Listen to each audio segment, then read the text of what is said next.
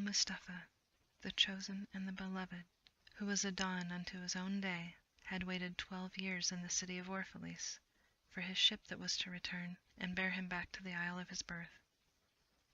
And in the 12th year, on the 7th day of Elul, the month of reaping, he climbed the hill without the city walls and looked seaward, and he beheld the ship coming with the mist. Then the gates of his heart were flung open, and his joy flew far over the sea, and he closed his eyes and prayed in the silences of his soul. But as he descended the hill, a sadness came upon him, and he thought in his heart, "How shall I go in peace and without sorrow? Nay, without a wound in the spirit shall I leave this city. Long were the days of pain I have spent within its walls, and long were the nights of aloneness. And who can depart from his pain and his aloneness without regret? Too many fragments of the spirit have I scattered in these streets, and too many are the children of my longing that walk naked among these hills, and I cannot withdraw from them without a burden and an ache. It is not a garment I cast off this day, but a skin that I tear with my own hands. Nor is it a thought I leave behind me, but a heart made sweet with hunger and with thirst. Yet I cannot tarry longer. The sea that calls all things unto her calls me, and I must embark. For to stay, though the hours burn in the night, is to freeze and crystallize and be bound in a mold. Fain would I take with me all that is here, but how shall I?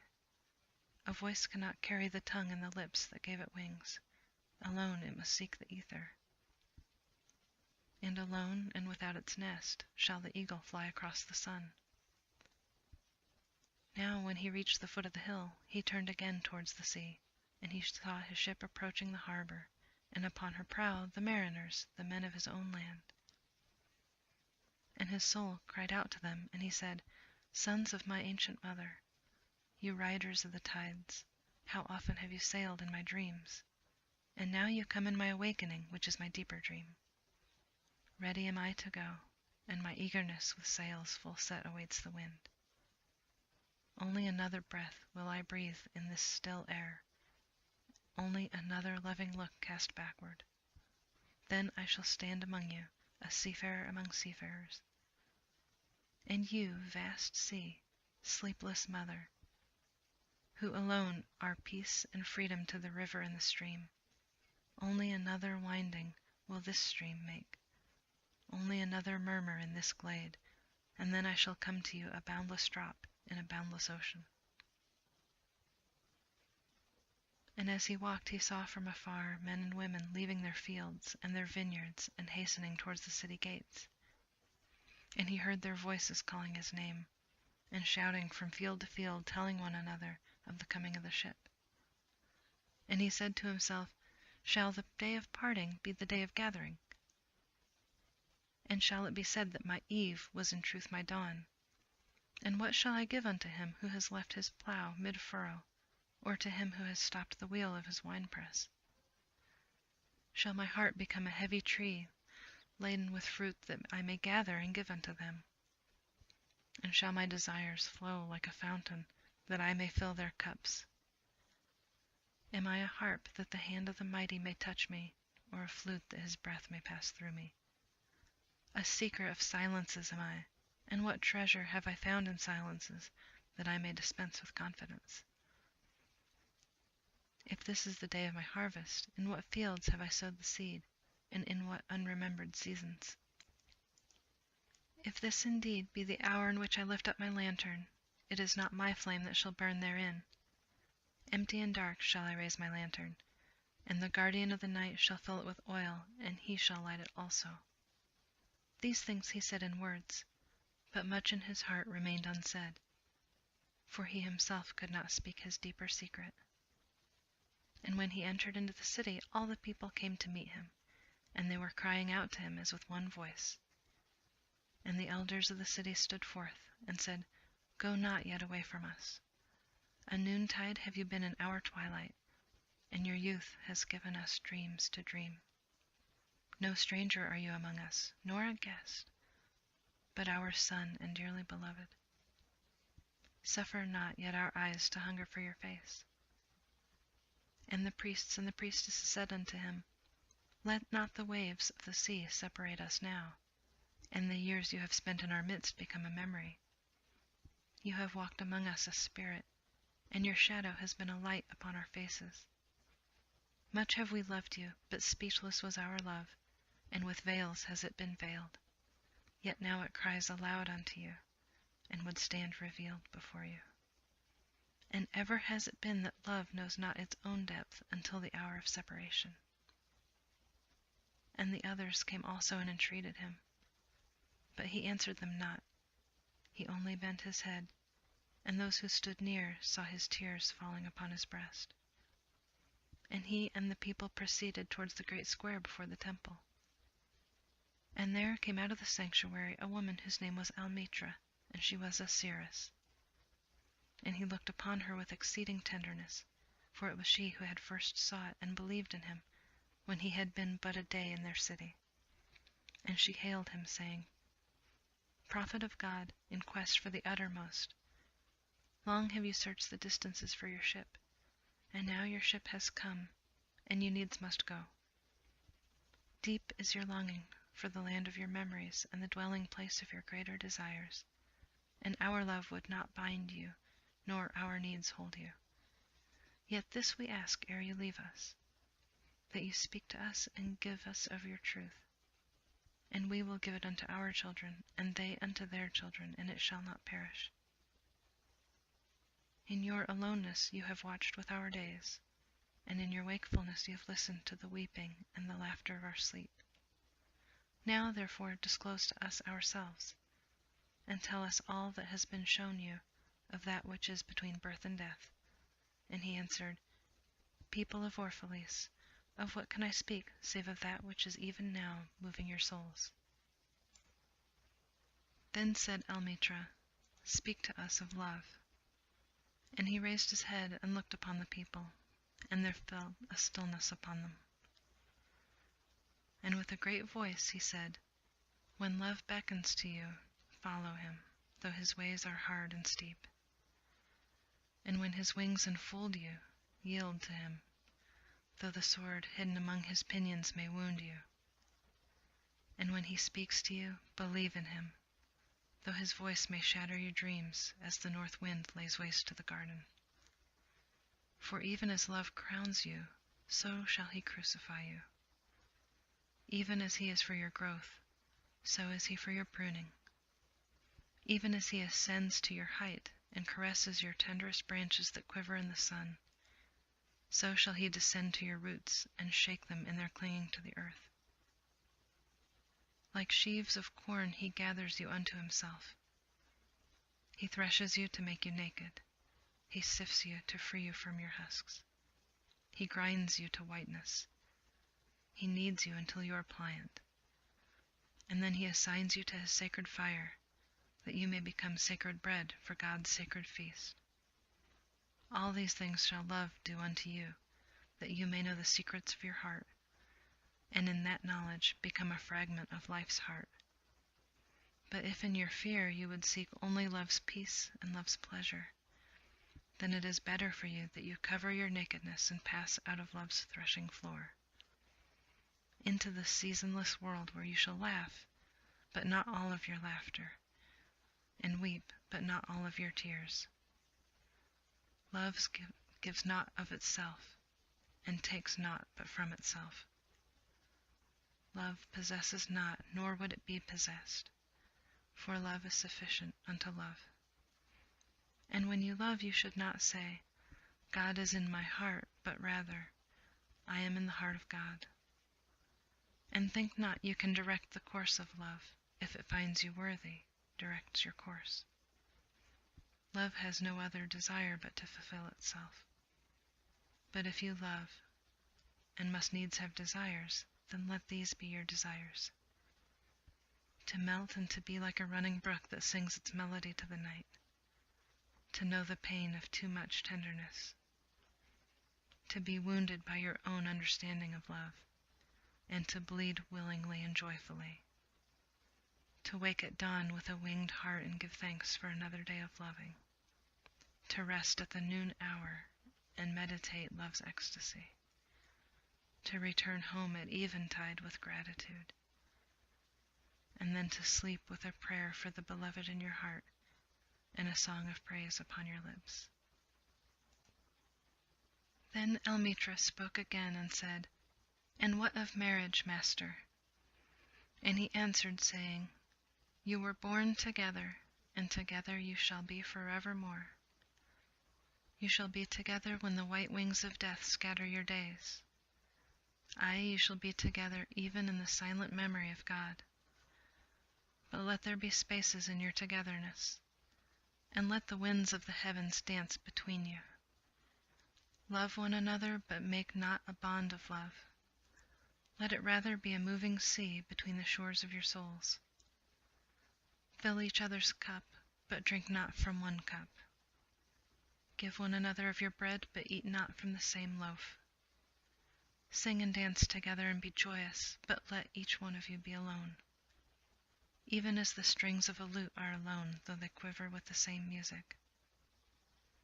Give your hearts, but not into each other's keeping, for only the hand of life can contain your hearts.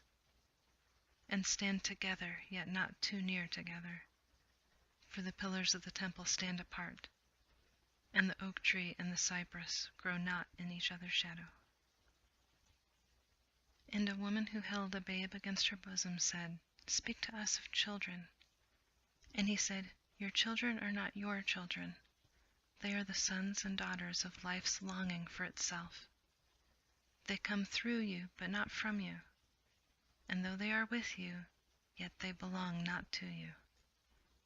You may give them your love, but not your thoughts, for they have their own thoughts. You may house their bodies, but not their souls, for their souls dwell in the house of tomorrow, which you cannot visit, not even in your dreams. You may strive to be like them, but seek not to make them like you, for life goes not backwards, nor tarries with yesterday. You are the bows from which your children as living arrows are shot forth. The archer sees the mark upon the path of the infinite, and he bends you with his might that his arrows may go swift and far. Let your bending in the archer's hand be for gladness, for even as he loves the arrow that flies, so he loves also the bow that is stable." Then said a rich man, "Speak to us of giving." And he answered, "You give but little when you give of your possessions. It is when you give of yourself that you truly give. For what are your possessions but things you keep and guard for fear you may need them tomorrow? And tomorrow, what shall tomorrow bring to the overprudent dog burying bones in the trackless sand, as he follows the pilgrims to the holy city? And what is fear of need, but need itself? Is it not dread of thirst when your well is full, thirst that is unquenchable? There are those who give little of the much which they have, and they give it for recognition, and their hidden desire makes their gifts unwholesome. And there are those who have little and give it all. These are the believers in life and the bounty of life, and their coffer is never empty. There are those who give with joy, and that joy is their reward. And there are those who give with pain, and that pain is their baptism. And there are those who give and know not pain in giving, nor do they seek joy, nor give with mindfulness of virtue. They give as in yonder valley the myrtle breathes its fragrance into space. Though the hands of these, such as God speaks, and from behind their eyes he smiles upon the earth. It is well to give when asked, but it is better to give unasked through understanding. And to the open-handed the search for one who shall receive is joy greater than giving. And is there aught you would withhold? All you have shall some day be given.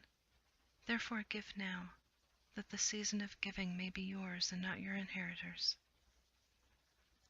Often you say, "I would give, but only to the deserving." The trees in your orchard say not so, nor the flocks in your pasture. They give that they may live, for to withhold is to perish. Surely he who is worthy to receive his days and nights is worthy of all else from you. And he who has deserved to drink from the ocean of life deserves to fill his cup from your little stream. And what desert greater shall there be than that which lies in the courage and the confidence, nay, the charity of receiving? And who are you that men should rend their bosom and unveil their pride, that you may see their worth naked and their pride unabashed? See first that you yourself deserve to be a giver and an instrument of giving. For in truth it is life that gives unto life, while you who deem yourself a giver are but a witness. And you receivers, and you are all receivers, assume no weight of gratitude, lest you lay a yoke upon yourself and upon him who gives.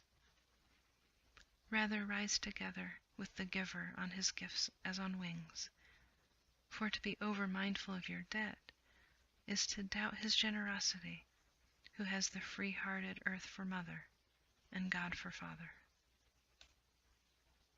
Then an old man, a keeper of an inn, said, "Speak to us of eating and drinking." And he said, "Would that you could live on the fragrance of the earth, and like an air plant be sustained by the light. But since you must kill to eat, and rob the young of its mother's milk to quench your thirst, let it then be an act of worship. And let your board stand an altar on which the pure and the innocent of forest and plain are sacrificed, for that which is purer and still more innocent in many. When you kill a beast, say to him in your heart, by the same power that slays you, I too am slain, and I too shall be consumed, for the law that delivered you into my hand shall deliver me into a mightier hand. Your blood and my blood is naught but the sap that feeds the tree of heaven. And when you crush an apple with your teeth, say to it in your heart, your seed shall live in my body, and the buds of your tomorrow shall blossom in my heart, and your fragrance shall be my breath, and together we shall rejoice through all seasons. And in the autumn, when you gather the grapes of your vineyard for the winepress, say in your heart, I too am a vineyard, and my fruit shall be gathered for the winepress, and like new wine I shall be kept in eternal vessels. And in winter, when you draw the wine, let there be in your heart a song for each cup, and let there be in the song a remembrance for the autumn days, and for the vineyard, and for the winepress. Then a plowman said, Speak to us of work. And he answered, saying, You work that you may keep pace with the earth and the soul of the earth. For to be idle is to become a stranger unto the seasons, and to step out of life's procession that marches in majesty and proud submission towards the infinite. When you work, you are a flute, through whose heart the whispering of the hours turns to music. Which of you would be a reed, dumb and silent, when all else sings together in unison? Always you have been told that work is a curse and labor a misfortune. But I say to you that when you work, you fulfill a part of earth's furthest dream, assigned to you when that dream was born. And in keeping yourself with labor, you are in truth loving life. And to love life through labor is to be intimate with life's inmost secret. But if you in your pain call birth an affliction, and the support of the flesh a curse written upon your brow, then I answer that not but the sweat of your brow shall wash away that which is written. You have also been told that life is darkness, and in your weariness you echo what was said by the weary. And I say that life is indeed darkness, save when there is urge. And all urge is blind, save when there is knowledge. And all knowledge is vain, save when there is work. And all work is empty, save when there is love. And when you work with love, you bind yourself to yourself. and to one another, and to God. And what is it to work with love? It is to weave the cloth with threads drawn from your heart, even as if your beloved were to wear that cloth. It is to build a house with affection, even as if your beloved were to dwell in that house. It is to sow seeds with tenderness and reap the harvest with joy, even as if your beloved were to eat the fruit. It is to charge all things you fashion with a breath of your own spirit, and to know that all the blessed dead are standing about you and watching. Often I have heard you say, as if speaking in sleep, "He who works in marble and finds the shape of his own soul in the stone is nobler than he who plows the soil. And he who seizes the rainbow to lay it on a cloth in the likeness of a man is more than he who makes the sandals for our feet." But I say, not in sleep, but in the over-wakefulness of noontide, that the wind speaks not more sweetly to the giant oaks than to the least of all the blades of grass. And he alone is great who turns the voice of the wind into a song made sweeter by his own loving. Work is love made visible. And if you cannot work with love, but only with distaste, it is better that you should leave your work and sit at the gate of the temple and take the alms of those who work with joy. For if you bake with indifference, you bake a bitter bread that feeds but half a man's hunger. And if you grudge the crushing of the grapes, your grudge distills a poison in the wine. And if you sing though as angels and love not the singing, you muffle man's ears to the voices of the day and the voices of the night. Then a woman said, "Speak to us of joy and sorrow." And he answered, "Your joy is your sorrow unmasked, and the self-same well from which your laughter rises was oftentimes filled with your tears. And how else can it be? The deeper that sorrow carves into your being, the more joy you can contain. Is not the cup that holds your wine the very cup that was burned in the potter's oven? And is not the lute that soothes your spirit the very wood that was hollowed with knives? When you are joyous, look deep into your heart, and you shall find it is only that which has given you sorrow that is giving you joy. And when you are sorrowful, look again in your heart, and you shall see that in truth you are weeping for that which has been your delight. Some of you say, "Joy is greater than sorrow," and others say, "Nay, sorrow is the greater." But I say unto you, they are inseparable. Together they come, and when one sits alone with you at your board, remember that the other is asleep upon your bed. Verily you are suspended like scales between your sorrow and your joy. And only when you are empty are you at standstill and balanced.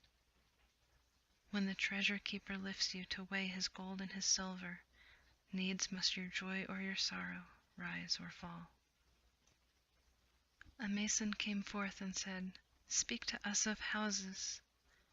And he answered and said, "Build of your imaginings a bower in the wilderness, ere you build a house within the city walls.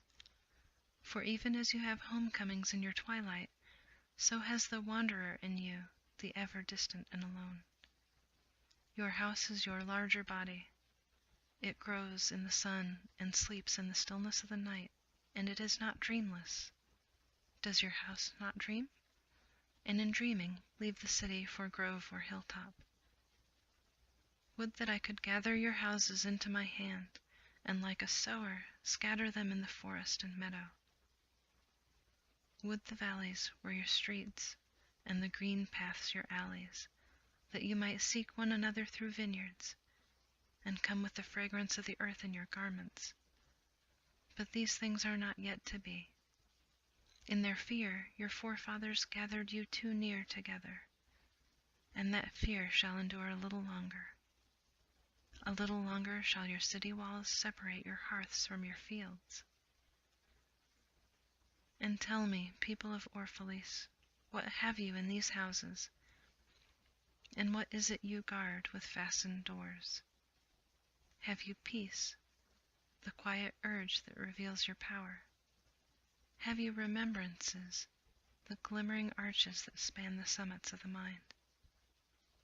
Have you beauty that leads the heart from things fashioned of wood and stone to the holy mountain? Tell me, have you these in your houses?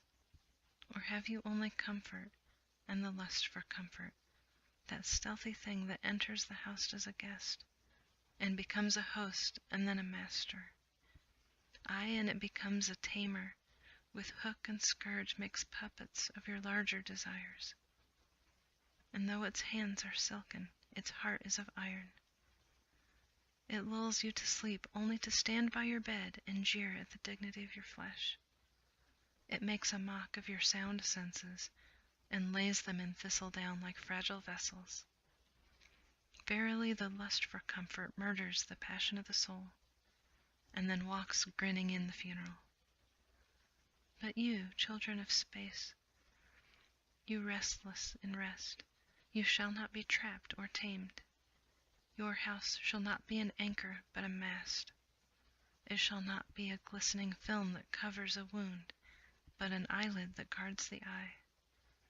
You shall not fold your wings that you may pass through doors, nor bend your heads that they strike against not a ceiling, nor fear to breathe lest the walls should crack and fall down. You shall not dwell in tombs made for the dead, for the living. And though of magnificence and splendor, your house shall not hold your secret, nor shelter your longing. For that which is boundless in you abides in the mansion of the sky, whose door is in the morning mist, and whose windows are the songs and the silences of night. And the weaver said, Speak to us of clothes. And he answered, Your clothes conceal much of your beauty, yet they hide not the unbeautiful. And though you seek in garments the freedom of privacy, you may find in them a harness and a chain. Would that you could meet the sun and the wind with more of your skin and less of your raiment, for the breath of life is in the sunlight, and the hand of life is in the wind. Some of you say, It is the north wind who has woven the clothes to wear. But shame was his loom, and the softening of the sinews was his thread.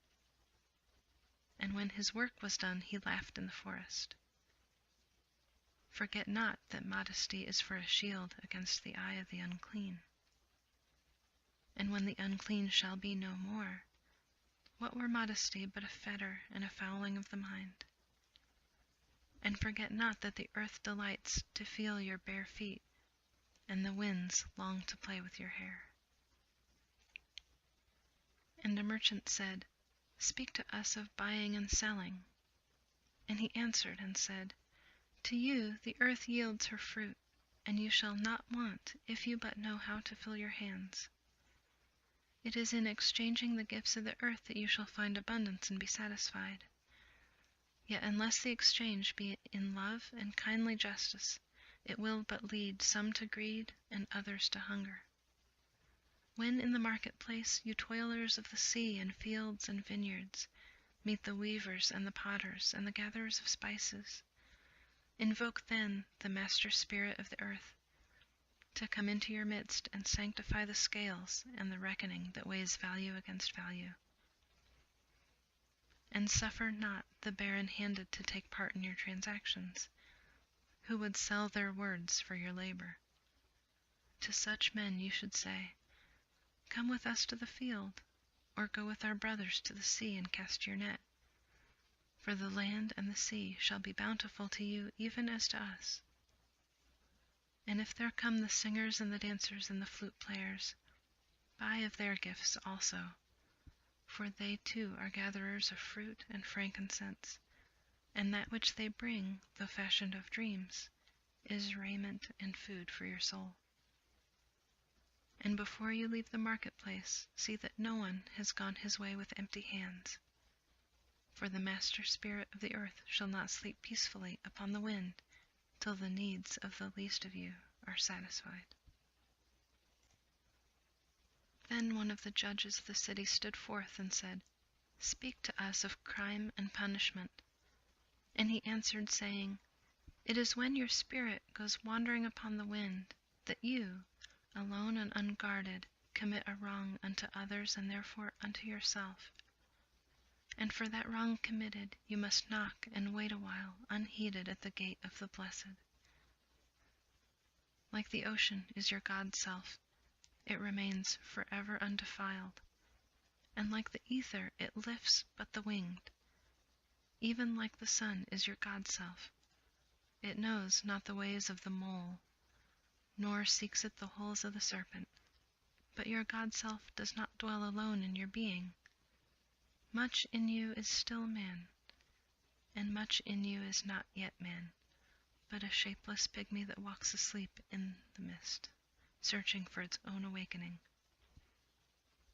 And of the man in you I would now speak. For it is he, and not your God self or the pygmy in the mist, that knows crime and the punishment of crime. Oftentimes I have heard you speak of one who commits a wrong, as though he were not one of you, but a stranger unto you, and an intruder upon your world. But I say that even as the holy and the righteous cannot rise beyond the highest which is in each one of you, so the wicked and the weak cannot fall lower than the lowest which is in you also. And as a single leaf turns not yellow, but with the silent knowledge of the whole tree, so the wrongdoer cannot do wrong without the hidden will of you all. Like a procession you walk together towards your God self. You are the way and the wayfarers. And when one of you falls, he falls for those behind him, a caution against the stumbling stone. Aye, and he falls for those ahead of him, who thought faster and surer of foot, yet removed not the stumbling stone. And this also, though the world lie heavy upon your hearts, the murdered is not unaccountable for his own murder, and the robbed is not blameless in being robbed. The righteous is not innocent of the deeds of the wicked, and the white-handed is not clean in the doings of the felon. Yet the guilty is oftentimes the victim of the injured, and still more often the condemned is the burden-bearer for the guiltless and the unblamed. You cannot separate the just from the unjust, and the good from the wicked, for they stand together before the face of the sun, even as the black thread and the white are woven together. And when the black thread breaks, the weaver shall look into the whole cloth, and he shall examine the loom also. If any of you would bring judgment, the unfaithful wife, let him also the weight of her heart and her husband in the scales, and measure his soul with the measurements. And let him who would lash the offender look into the spirit of the offended. And if any of you would punish in the name of righteousness, and lay to the axe unto the evil tree, let him see into its roots. And verily he will find the roots of the good and the bad, the fruitful and the fruitless, all entwined together in the silent heart of the earth. And you judges who would be just, what judgment pronounce you against him, who though be honest in the flesh, yet is a thief in spirit? What penalty lay you upon him who slays in the flesh, and yet himself is slain in the spirit? And how prosecute him who is in action a deceiver and an oppressor, yet who is also aggrieved and outraged? And how shall you punish those whose remorse is already greater than their misdeeds? Is not remorse the justice which is administered by that very law which you would fain serve? Yet you cannot lay remorse upon the innocent, nor lift it up from the heart of the guilty. Unbidden shall it call in the night, that men may wake and gaze upon themselves. And you who would understand justice, how shall you unless you look upon all deeds in the fullness of light?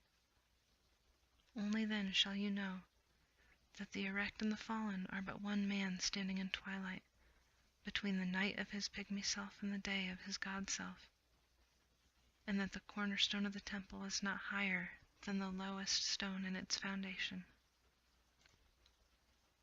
Then a lawyer said, But what of our laws, master? And he answered, You delight in laying down laws, yet you delight more in breaking them. Like children playing by the ocean who build sand towers with constancy and then destroy them with laughter. But while you build your sand towers, the ocean brings more sand to the shore. And when you destroy them, the ocean laughs with you. Verily, the ocean laughs always with the innocent. But what of those to whom life is not an ocean, and man-made laws are not sand towers, but to whom life is a rock, and the law a chisel with which they would carve it in their own likeness? What of the cripple who hates dancers? What of the ox who loves his yoke, and deems the elk and deer of the forest stray and vagrant things? What of the old serpent who cannot shed his skin, and calls all other naked and shameless? And of him who comes early to the wedding feast, and when overfed and tired, goes his way, saying that all feasts are a violation, and all feasters lawbreakers? What shall I say of these, save that they too stand in the sunlight, but with their backs to the sun? They only see their shadow, and their shadows are their laws. And what is it to the sun to them, but a caster of shadows? And what is it to acknowledge the laws, but to stoop down and trace their shadows upon the earth? But you who walk facing the sun, what images drawn on the earth can hold you? You who travel with the wind, what weather vane shall direct your course? What man's law shall bind you if you break your yoke, but upon no man's prison door? What laws shall you fear if you dance but stumble against no man's iron chains? And who is he that shall bring you to judgment if you tear off your garment, yet leave it in no man's path? People of Orphalese, you can muffle the drum, and you can loosen the strings of the lyre, but who shall command the skylark not to sing? And an orator said, Speak to us of freedom. And he answered, At the city gate and by your fireside, I have seen you prostrate yourself and worship your own freedom. Even as slaves humble themselves before a tyrant and praise him though he slays them. I, in the grove of the temple and in the shadow of the citadel, I have seen the freest among you wear their freedom as a yoke and a handcuff. And my heart bled within me, for you can only be free when even the desire of seeking freedom becomes a harness to you, and when you cease to speak of freedom as a goal and a fulfillment. You shall be free indeed when your days are not without a care, nor your days without a want and a grief, but rather when these things girdle your life, and yet you rise above them naked and unbound. And how shall you rise beyond your days and nights, unless you break the chains which you at the dawn of your understanding have fastened around your noon hour? In truth, that which you call freedom is the strongest of these chains, though its links glitter in the sun and dazzle the eyes. And what is it but fragments of your own self you would discard that you may become free? If it is an unjust law you would abolish, that law was written with your own hand upon your own forehead. You cannot erase it by burning your law books, nor by washing the foreheads of your judges, though you pour the sea upon them.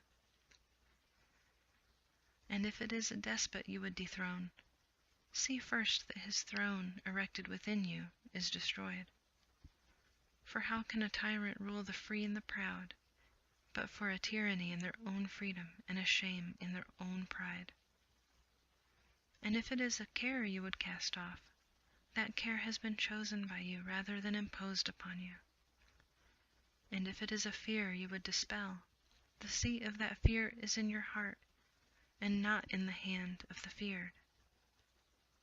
Verily, all things move within your being in constant half-embrace, the desired and the dreaded, the repugnant and the cherished, the pursued and that which you would escape. These things move within you as lights and shadows in pairs that cling. And when the shadow fades and is no more, the light that lingers becomes a shadow to another light. and thus your freedom, when it loses its fetters, becomes itself the fetter of a greater freedom. And the priestess spoke again and said, Speak to us of reason and passion. And he answered, saying, Your soul is oftentimes a battlefield, upon which your reason and your judgment wage war against passion and your appetite. Would that I could be the peacemaker in your soul, that I might turn the discord and the rivalry of your elements into oneness and melody. But how shall I, unless you yourselves be also the peacemakers, nay, the lovers of all your elements? Your reason and your passion are the rudder and the sails of your seafaring soul. If either your sails or your rudder be broken, you can but toss and drift, or else be held at a standstill in mid-seas. For reason, ruling alone, is a force confining, and passion, unattended, is a flame that burns to its own destruction. Therefore let your soul exalt your reason to the height of passion, that it may sing, and let it direct your passion with reason, that your passion may live through its own daily resurrection, and like the phoenix rise above its own ashes. I would have you consider your judgment and your appetite, even as you would two loved guests in your house. Surely you would not honor one guest above the other, for he who is more mindful of one loses the love and the faith of both. Among the hills, when you sit in the cool shade of the white poplars, sharing the peace and serenity of distant fields and meadows, then let your heart say in silence, God rests in reason. And when the storm comes, and the mighty wind shakes the forest, and thunder and lightning proclaim the majesty of the sky, then let your heart say in awe, God moves in passion. And since you are a breath in God's sphere, and a leaf in God's forest, you too should rest in reason and move in passion. And a woman spoke, saying, Tell us of pain. And he said, Your pain is the breaking of the shell that encloses your understanding. Even as the stone of the fruit must break, that its heart may stand in the sun, so must you know pain. And could you keep your heart in wonder at the daily miracles of your life, your pain would not seem less wondrous than your joy. And you would accept the seasons of your heart, even as you have always accepted the seasons that pass over your fields. And you would watch with serenity through the winters of your grief. Much of your pain is self-chosen. It is the bitter potion by which the physician within you heals your sick self. Therefore trust the physician, and drink his remedy in silence and tranquility. For his hand, though heavy and hard, is guided by the tender hand of the unseen. And the cup he brings, though it burn your lips, has been fashioned of the clay which the potter has moistened with his own sacred tears. And a man said, Speak to us of self-knowledge. And he answered, saying, Your hearts know in silence the secrets of the days and the nights. But your ears thirst for the sound of your heart's knowledge, and you would know in words that which you have always known in thought. You would touch with your fingers the naked body of your dreams, and it is well you should. The hidden wellspring of your soul must needs rise and run murmuring to the sea, and the treasure of your infinite depths would be revealed to your eyes. But let there be no scales to weigh your unknown treasure, and seek not the depths of your knowledge with staff or with sounding line. For self is a sea boundless and measureless. Say not, I have found the truth, but rather, I have found a truth. Say not, I have found the path of the soul, but say rather, I have met the soul walking upon my path. For the soul walks upon all paths. The soul walks not upon a line, neither does it grow like a reed. The soul unfolds itself like a lotus of countless petals. Then said a teacher, "Speak to us of teaching." And he said, "No man can reveal to you aught but that which already lies half asleep in the dawning of our knowledge. The teacher who walks in the shadow of the temple among his followers gives not of his wisdom, but rather of his faith and his lovingness. If he is indeed wise, he does not bid you to enter the house of wisdom, but rather leads you to the threshold of your own mind. The astronomer may speak to you of his understanding of space, but he cannot give you his understanding. The musician may sing to you the rhythm which is in all space, but he cannot give you the ear which arrests the rhythm, nor the voice that echoes it. And he who is versed in the science of numbers can tell you the regions of weight and measure, but he cannot conduct you thither. For the vision of one man lends not its wings to another man. And even as each one of you stands alone in God's knowledge, so must each one of you be alone in his knowledge of God and in his understanding of the earth." And a youth said, "Speak to us of friendship." "Your friend is your needs answered. He is your field which you sow with love and reap with thanksgiving, and he is your board and your fireside. For you come to him with your hunger, and you seek him for peace. When your friend speaks his mind, you fear not the nay in your own mind, nor do you withhold the I. And when he is silent, your heart ceases not to listen to his heart. For without words, in friendship, all thoughts, all desires, all expectations are born and shared with joy that is unacclaimed.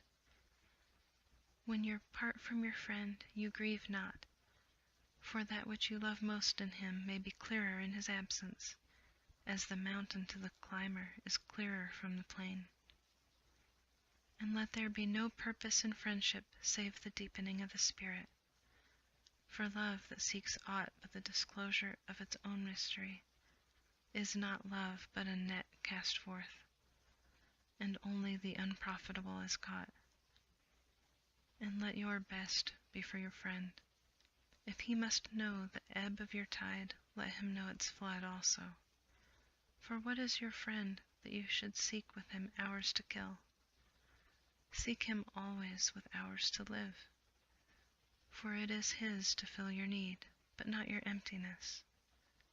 And in the sweetness of friendship let there be laughter and sharing of pleasures, for in the dew of little things the heart finds its morning and is refreshed. And then a scholar said, "Speak of talking." And he answered, saying, "You talk when you cease to be at peace with your thoughts, and when you can no longer dwell in the solitude of your heart, you live in your lips, and sound is a diversion and a pastime. And in much of your talking, thinking is half murdered, for thought is a bird of space, that in a cage of words may indeed unfold its wings but cannot fly. There are those among you who seek the talkative through fear of being alone. The silence of aloneness reveals to their eyes their naked selves, and they would escape. And there are those who would talk, and without knowledge or forethought reveal a truth which they themselves do not understand. And there are those who have the truth within them, but they tell it not in words. In the bosom of such as these, the Spirit dwells in rhythmic silence. When you meet your friend on the roadside or in the marketplace, let the Spirit in you move your lips and direct your tongue. Let the voice within your voice speak to the ear of his ear, for his soul will keep the truth of your heart, as the taste of wine is remembered, when the color is forgotten, and the vessel is no more. And an astronomer said, "Master, what of time?" And he answered, "You would measure time, the measureless and the immeasurable. You would adjust your conduct and even direct the course of your spirit according to hours and seasons. Of time you would make a stream upon whose bank you would sit and watch its flowing. Yet the timeless in you is aware of life's timelessness, and knows that yesterday is but today's memory, and tomorrow is today's dream. And that which sings and contemplates in you is still dwelling within the bounds of that first moment which scattered the stars into space. Who among you does not feel that his power to love is boundless? And yet who does not feel that very love, though boundless, encompassed within the center of his being, and moving not from love thought to love thought, nor from love deeds to other love deeds? And is not time, even as love is, undivided and paceless? But if in your thought you must measure time into seasons, let each season encircle all other seasons, and let today embrace the past with remembrance, and the future with longing. And one of the elders of the city said, "Speak to us of good and evil." And he answered, "Of the good in you I can speak, but not of the evil. For what is evil but good tortured by its own hunger and thirst? Verily, when good is hungry, it seeks food even in dark caves, and when it thirsts, it drinks even of dead waters. You are good when you are one with yourself. Yet when you are not one with yourself, you are not evil. For a divided house is not a den of thieves, it is only a divided house. And a ship without a rudder may wander aimlessly among perilous isles, yet not sink to the bottom. You are good when you strive to give of yourself, yet you are not evil when you seek to gain for yourself. For when you strive to gain, you are but a root that clings to the earth and sucks at her breast. Surely the fruit cannot say to the root, "Be like me, ripe and full and ever giving of your abundance." For to the fruit giving is a need, as receiving is a need to the root. You are good when you are fully awake in your speech, yet you are not evil when you sleep while your tongue staggers with purpose. And even in stumbling speech may strengthen a weak tongue. You are good when you walk to your goal firmly and with bold steps, yet you are not evil even when you go thither limping. Even those who limp go not backward, but you are strong and swift. See that you do not limp before the lame, deeming it kindness. You are good in countless ways, and you are not evil when you are not good. You are only loitering and sluggard. Pity that the stags cannot teach swiftness to the turtles. In your longing for your giant self lies your goodness, and that longing is in all of you. But in some of you that longing is a torrent, rushing with might to the sea, carrying the secrets of the hillsides and the songs of the forest. And in others it is a flat stream that loses itself in angles, and bends and lingers before it reaches the shore. But let not him who longs much to say to him who longs little, "Wherefore are you slow and halting?" For the truly good, ask not the naked, "Where is your garment?" nor the houseless, "What has befallen your house?" Then a priestess said, "Speak to us of prayer." And he answered, saying, "You pray in your distress and your need. Would that you would pray also in the fullness of your joy and in your days of abundance. For what is prayer but the expansion of yourself into the living ether? And if it is for your comfort to pour your darkness into space, it is also for your delight to pour forth the dawning from your heart. And if you cannot but weep when your soul summons you to prayer, she should spur you again and yet again, though weeping, until you shall come laughing. When you pray, you rise to meet in the air those who are praying at that very hour, and whom save in prayer you may not meet. Therefore let your visit to that temple invisible be for naught but ecstasy and sweet communion. For if you should enter the temple for no other purpose than asking, you shall not receive. And if you should enter into it to humble yourself, you shall not be lifted. Or even if you should enter into it to beg for the good of others, you shall not be heard. It is enough that you enter the temple invisible. I cannot teach you how to pray in words. God listens not to your words, save for when He Himself utters them through your lips. And I cannot teach you the prayer of the seas and the forests and the mountains. But you who are born of the mountains and the forests and the seas can find their prayer in your heart. And if you but listen in the stillness of the night, you shall hear them saying in silence, Our God, who art our winged self, it is in thy will, in thus that willeth. It is thy desire in us that desireth. It is thy urge in us that would turn our nights, which are thine, into days, which are thine also. We cannot ask thee for aught, for thou knowest our needs before they are born in us. Thou art our need, and in giving us more of thyself, thou givest us all. Then a hermit, who visited the city once a year, came forth and said, Speak to us of pleasure. And he answered, saying, Pleasure is a freedom song, but it is not freedom. It is the blossoming of your desires, but it is not their fruit. It is a depth, calling unto the height, but it is not the deep, nor the high. It is the caged taking wing, but it is not the space encompassed.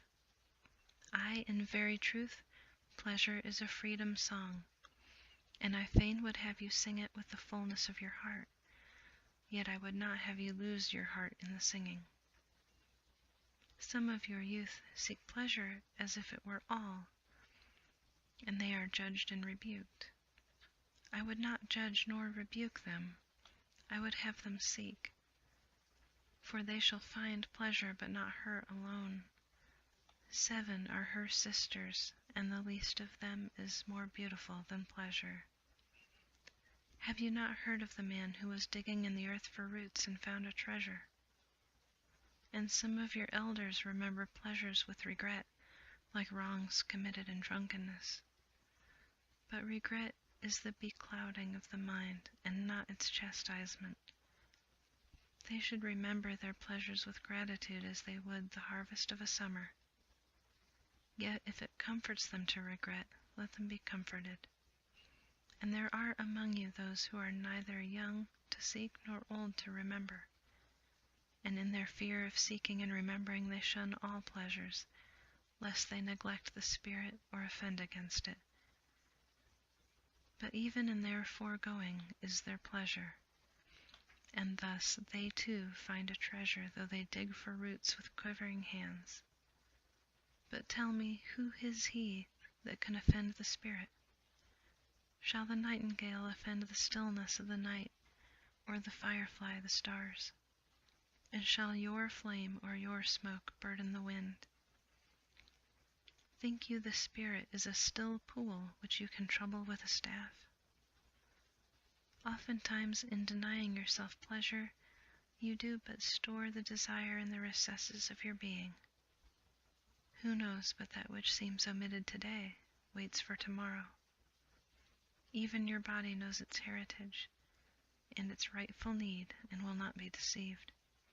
And your body is the harp of your soul, and it is yours to bring forth sweet music from it or confused sounds. And now you would ask in your heart, how shall we distinguish that which is good and pleasure from that which is not good? Go to your fields and your gardens, and you shall learn that it is the pleasure of the bee to gather honey of the flower, but it is also the pleasure of the flower to yield its honey to the bee. For to the bee a flower is the fountain of life, and to the flower the bee is a messenger of love. And to both bee and flower. The giving and the receiving of pleasure is a need and an ecstasy. People of Orphalese, be in your pleasures like the flowers and the bees. And a poet said, Speak to us of beauty. Where shall you seek beauty, and how shall you find her unless she herself be your way and your guide? And how shall you speak of her, except she be the weaver of your speech? The aggrieved and the injured say, Beauty is kind and gentle. Like a young mother half shy of her own glory she walks among us. And the passionate say, No, beauty is a thing of might and dread. Like the tempest she shakes the earth beneath us and the sky above us. The tired and the weary say, Beauty is of soft whisperings. She speaks in our spirit. Her voice yields to our silences like a faint light that quivers in fear of the shadow. But the restless say, We have heard her shouting among the mountains, and with her cries came the sounds of hoofs and the beating of wings and the roaring of lions. And the night, the watchmen of the city say, Beauty shall rise with the dawn from the east. And at noontide the toilers and the wayfarers say, We have seen her leaning over the earth from the windows of the sunset. And in winter the snowbound say, She shall come with the spring leaping upon the hills. And in the summer heat the reapers say, We have seen her dancing with the autumn leaves, and we saw a drift of snow in her hair. All these things you have said of beauty, yet in truth you spoke not of her, but of needs unsatisfied. And beauty is not a need, but an ecstasy. It is not a mouth thirsting, nor an empty hand stretched forth, but rather a heart inflamed and a soul enchanted. It is not the image you would see, nor the song you would hear, but rather an image you see though you close your eyes, and a song you hear though you shut your ears. It is not the sap within the furrowed bark, nor a wing attached to a claw, but rather a garden forever in bloom, and a flock of angels forever in flight. People of Orphalese, beauty is life when life unveils her holy face. But you are life, and you are the veil. Beauty is eternity gazing at itself in a mirror, but you are eternity, and you are the mirror. And an old priest said, Speak to us of religion. And he said, Have I spoken this day of aught else? Is not religion all deeds and all reflection, and that which is neither deed nor reflection, but a wonder and a surprise ever springing in the soul, even while the hands hew the stone or tend the loom? Who can separate his faith from his actions, or his belief from his occupations? Who can spread his hours before him, saying, This is for God, and this for myself, this is for my soul, and this other for my body? All your hours are wings that beat through space from self to self. He who wears his morality, but as his best garment, were better naked.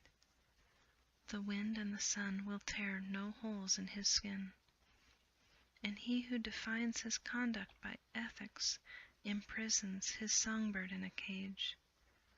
The freest song comes not through bars and wires. And to he whom worshipping is a window, to open, but also to shut, has not yet visited the house of his soul, where windows are from dawn to dawn. Your daily life is your temple and your religion. Whenever you enter into it, take with you your all. Take the plow and the forge and the mallet and the lute, the things you have fashioned in necessity or for delight. For in reverie you cannot rise above your achievements, nor fall longer than your failures. And take with you all men, for in adoration you cannot fly higher than their hopes, nor humble yourself lower than their despair. And if you would know God, be not therefore a solver of riddles. Rather look about you, and you shall see him playing with your children. And look into space, and you shall see him walking in the cloud, outstretching his arms in the lightning, and descending in rain. You shall see him smiling in flowers, then rising and waving his hands in trees. You would know the secret of death, but how shall you find it unless you seek it in the heart of life? The owl whose night-bound eyes are blind unto the day cannot unveil the mystery of light. If you would indeed behold the spirit of death, open your heart wide unto the body of life, for life and death are one, even as the river and the sea are one. In the depth of your hopes and desires lies your silent knowledge of the beyond, and like seeds dreaming beneath the snow, your heart dreams of spring. Trust the dreams, for in them is hidden the gate to eternity. Your fear of death is but the trembling of the shepherd when he stands before the king, whose hand is to be laid upon him in honor. Is the shepherd not joyful beneath his trembling, that he shall wear the mark of the king? Yet is he not more mindful of his trembling? For what is it to die but to stand naked in the wind and to melt into the sun?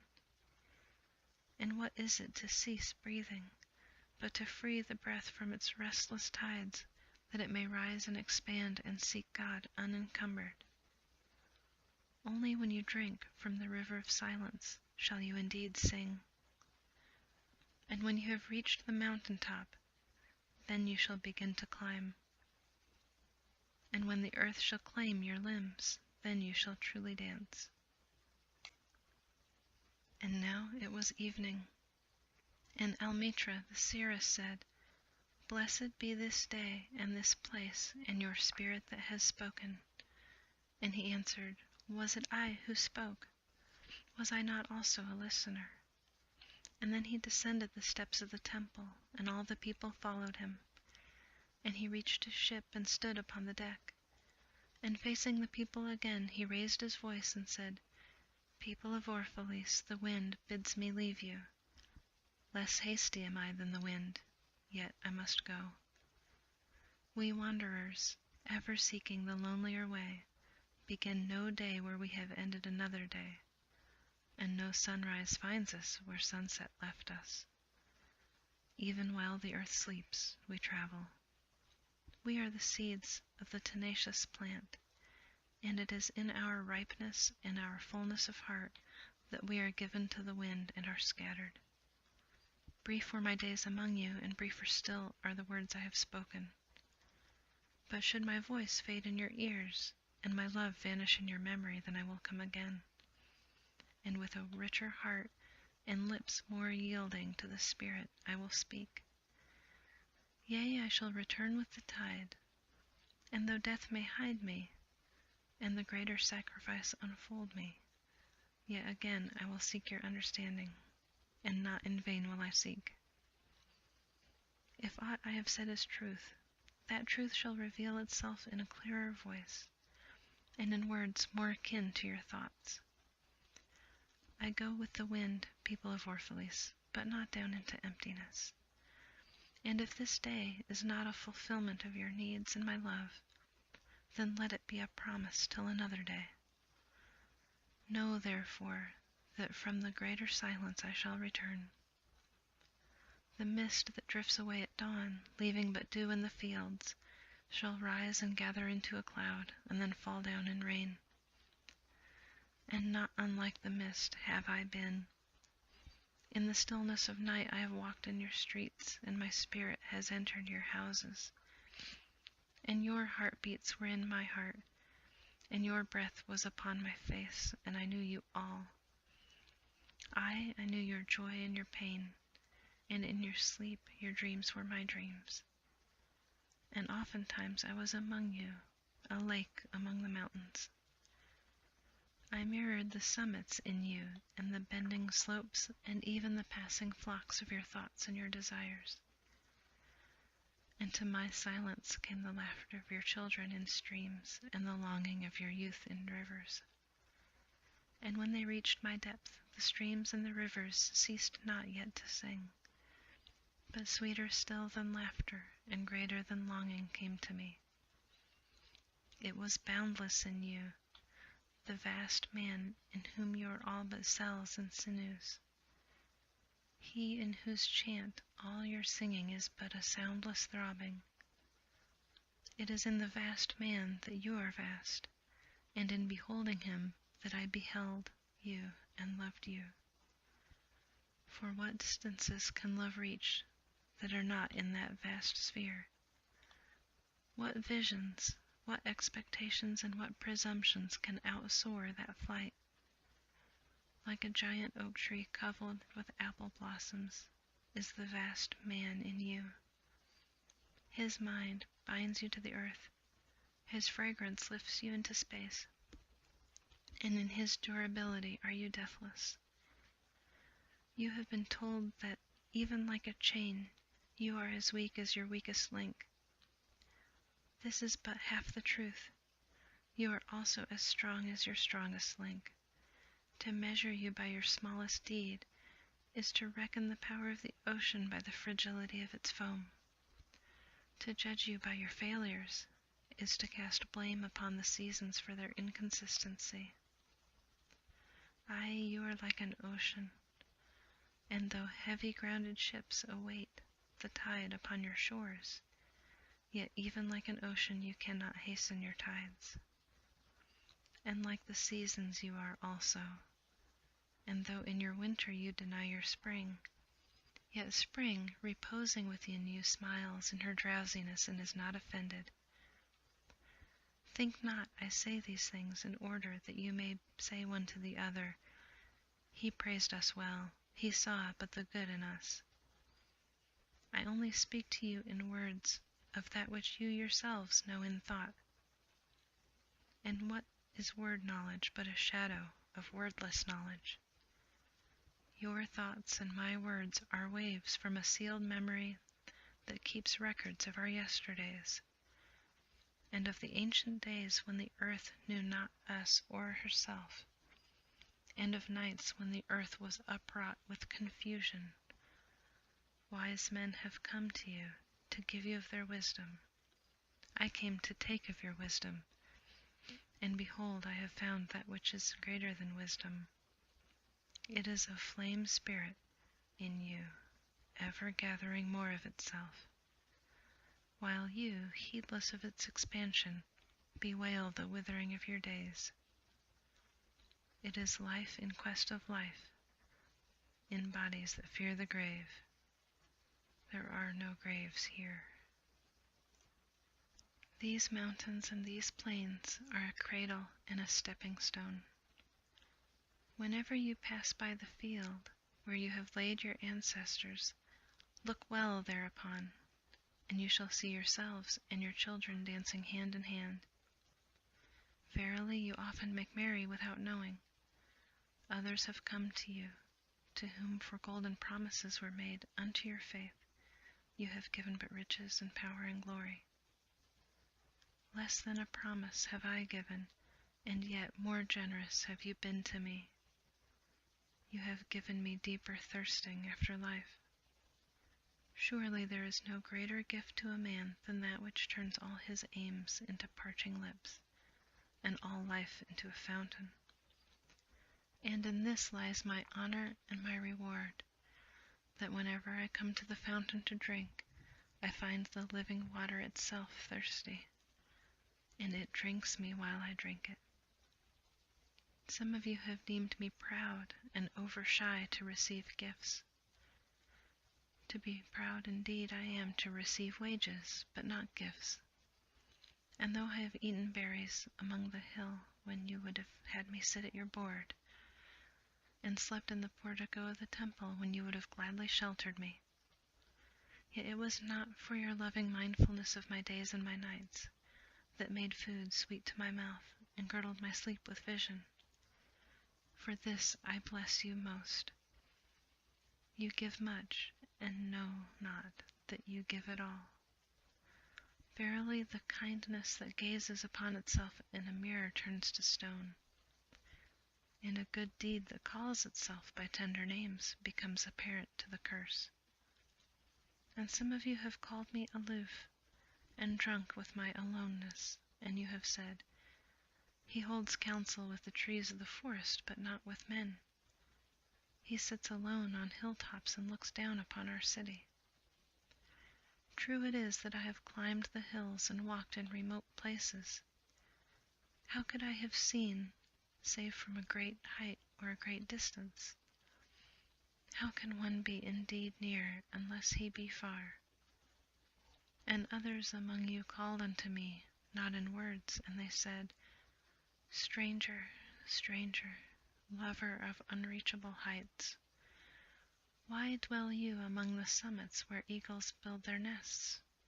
Why seek you the unattainable? What storms would you trap in your net, and what vaporous birds do you hunt in the sky? Come and be one of us.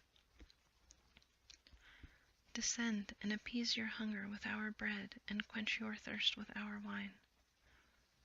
In the solitude of their souls they said these things. But were their solitude deeper, they would have known that I sought but the secret of your joy and your pain, and I hunted only your larger selves that walk in the sky. But the hunter was also the hunted, for many of my arrows left the bow only to seek my own breast. And the flyer was also the creeper, for when my wings were spread in the sun, their shadow upon the earth was a turtle. And I, the believer, was also the doubter, for often I have put my finger in my own wound, that I might have the greater belief in you and the greater knowledge of you. And it is with this belief and this knowledge that I say, you are not enclosed within your bodies, nor confined to houses or fields. That which is you dwells above the mountains and roves with the wind. It is not a thing that crawls into the sun for warmth, or digs holes into the darkness for safety, but a thing free, a spirit that envelops the earth and moves in the ether.